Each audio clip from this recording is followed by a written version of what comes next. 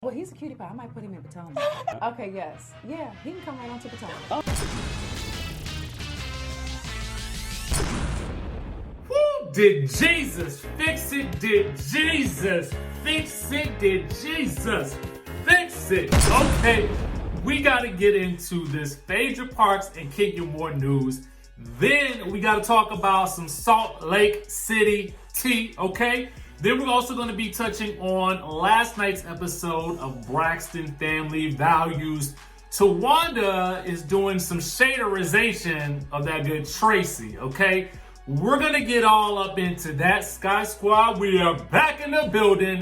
Yes, subscribe, like, share, comment, join the texting community. Y'all know what's up.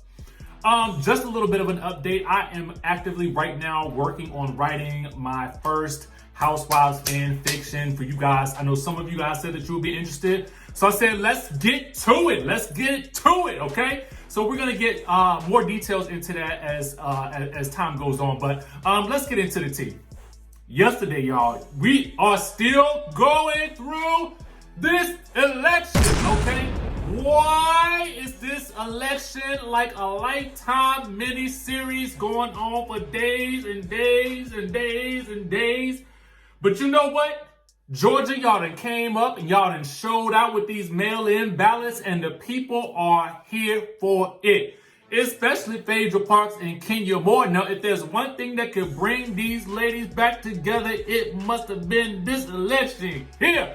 Okay? Because the Housewives fan page, Real Housewives Forever, posted a throwback clip of, Kenya Moore twirling. And in the clip, we see, shots of Phaedra, Kenya Moore, and Porsha Williams, okay? So it was really in reference to the mail-in ballots showing up. You know what I'm saying? So Phaedra kindly reposted that. And unlike Miss Erica Jane, okay, she actually credited the account that it was actually created by, that the meme was created by. So shout out to you, Phaedra, for doing something Miss Petty Mess couldn't even bother to do, okay?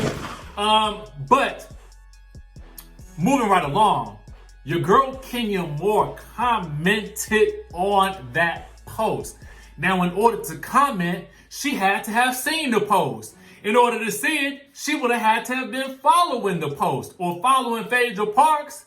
So guess what? She commented on the post, okay? As you guys can see here. And then Phaedra Parks commented back. The internet is undefeated, okay? Undefeated. And then, you guys notice carefully, Phaedra Parks pinned that comment from Kenya Moore. She wanted people to see, okay, that the two ladies have obviously gotten past their issues, because y'all will remember they were like mortal enemies. And when it had came out about the whole situation with that Phaedra Parks was allegedly the one behind the whole thing with them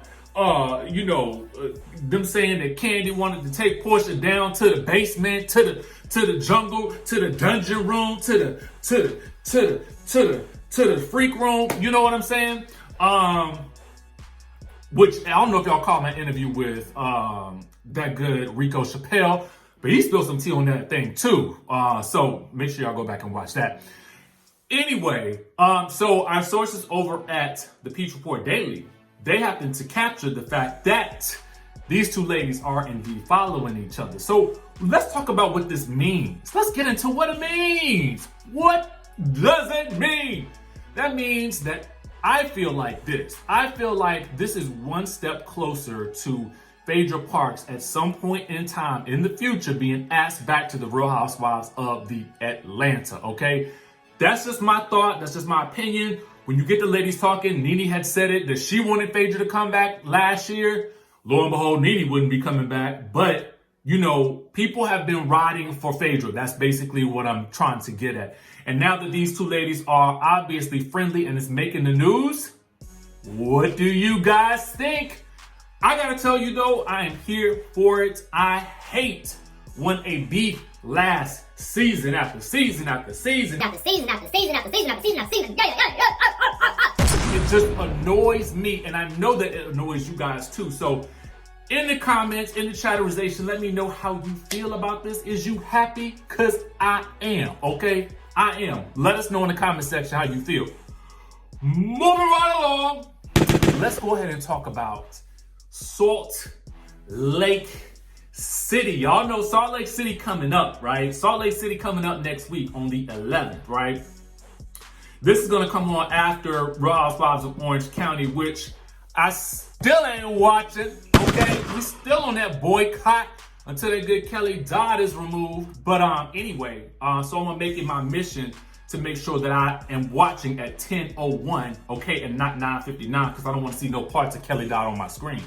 But anyway, the ladies are going to be here for their first official episode. Now, in case you guys have not known this, they've actually done a premiere, like a drive-in premiere in, I think, Los Angeles for the premiere episode.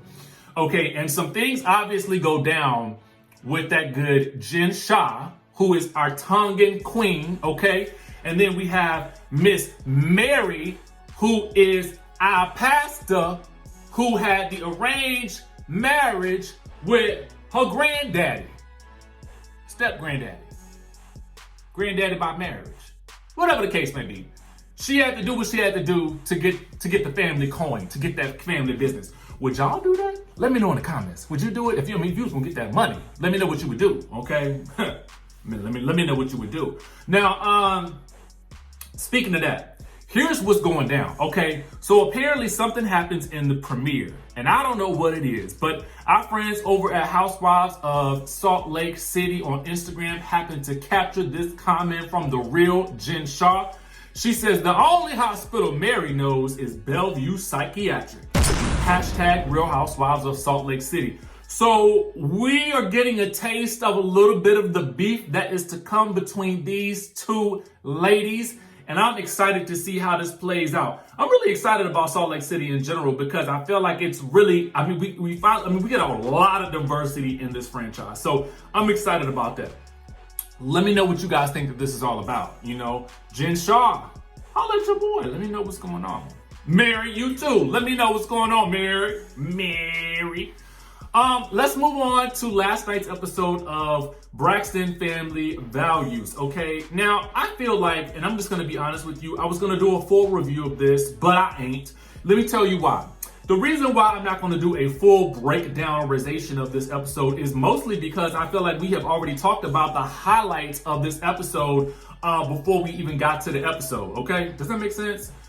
We got to see, we knew Toni Braxton was going to be preparing for, you know, her album release and doing her music video. She's dancing in the heels on top of the 10-foot high thing, you know, so she couldn't make Trina's bachelorette party. Tamar acted like she really didn't want to go, but she was going to go anyway because Toni couldn't go and somebody needed to show up from the LA-based version of the girls, okay? And honestly, I don't even know why she went because, you know, she really just kind of complained the entire time when it was supposed to be Trina's night, yada, yada, yada.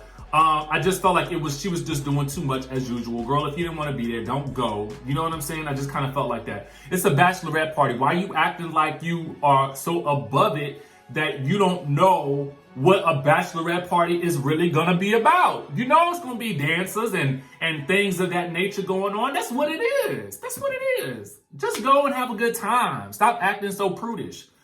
Anyway, you know, Towanda typically acts as the narrator for this show. And there's something that I found very interesting about this. And I don't know if you guys ever look at the credits of this show, but it's listed as Trina and Towanda being the executive producers and Miss Evelyn and Traci being co-EPs. So it really makes sense how the episodes are put together and how we see so much of Towanda and Trina, and especially with Towanda being the narrator. But she does fit that role in the family, sort of the mediator who kind of goes between everything. Anyway, she wasn't feeling some of the things that Traci had to say about the sisters and their marriages, because, you know, Traci shaded the heck out of those sisters' marriages because she said she's the only one that's been married once. Some of them been married 3, 4, 5 times, and they got these boyfriends speaking of Sean, Towanda's man, okay, that be all up in the business because she's still upset about the things that happened in Napa Valley last year, okay, for Tamar's birthday, when Traci felt like she was isolated from the rest of the family because of the previous season. Well, she was, not really the previous season, but y'all know what I'm talking about. That time when they all decided that they wouldn't film with the group, and Traci was the only one that filmed, and she had to film with PHAEDRA Parks. Dang, these stories are going in a circle today. You see how all of this is brought back around? We back on PHAEDRA. Anyway, Towanda wasn't really feeling that, so she had some things to say online. She says, well, I could say a number of things, but I'ma just refrain. And then she says, I've only been married once, and that one don't count. Okay. And then so when a fan said that she, meaning Traci, forgot her and Kevin had to go to boot camp, Towanda says that part. Anywho, never mind, okay? This is why these sisters can't get along. It's this show. It would be one thing if, you know, the crazy thing about it is, and I sort of compare them to the Kardashians, I feel like what the Kardashians are able to do is they're really able to take their show and make a lot of profit around it. So much so that they don't even have to do the show anymore and they can still make that same profit. I feel like these sisters, I feel like what they need to do is somehow, some way turn this show and this enterprise into some type of other profit so that they don't have to rely on this show in order to, you know, make the coin, right? I know that, you know, I just literally found out that Towanda was a certified life coach, but I also know that she has the beauty line as well. And Traci is doing the acting thing, the singing thing, and the radio hosting thing. I really am interested in talking to Traci because I feel like what I did get from this episode, and I feel like what we're going to get more of this season, is Traci learning how to set boundaries with her sisters in a way that she probably has never set them before. That's what I'm really interested in hearing more about, because I feel like there is something there. There is something there, Traci. We got to talk about it, girl. We have got to talk. We're going to make it happen, y'all.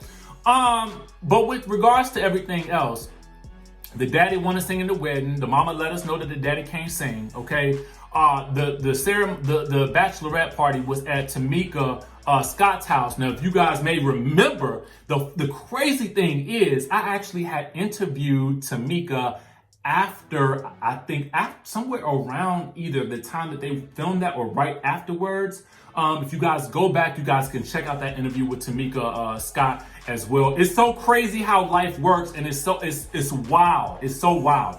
But anyway, let me know what you guys thought about the episode. We didn't really get that much and that too deep into things. At the end, we had Traci and Towanda sort of kind of trying to hash things out on the surface, but it feels like there's still a lot left there that's still left to uncover with Traci and the way that she feels. And that's what I want to talk to Traci about, because I want to understand what those issues really are.